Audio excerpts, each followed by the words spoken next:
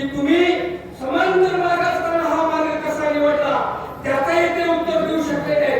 भावानो, त्यांच्याकडे कुठलंही उत्तर नाही, परंतु आम्ही त्यांना सांगितलं, एका गावचं उदाहरण सांगितलं।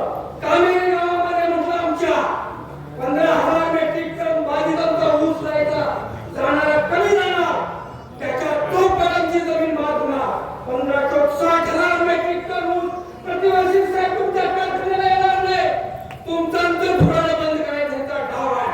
नुसता 60,000 नव्हे, आम्ही जिवंत सेकंदांचा ऊस 60,000 गुणिले 100 वर्ष आणि किती वर्ष आमचा उंचाणार नाही। कलेक्टर काय तुझा बाप देणार काय पैसा मला सांग। या कामेरी गावात 2,000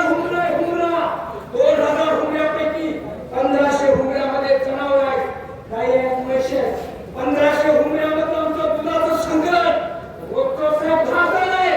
10,000ला खाणं पुन्हा फक्त संबंध पुन्हा 10,000वर 2 शून्य गेला की म्हणजे एका कॅल्क्युलेटर बंद पडलं।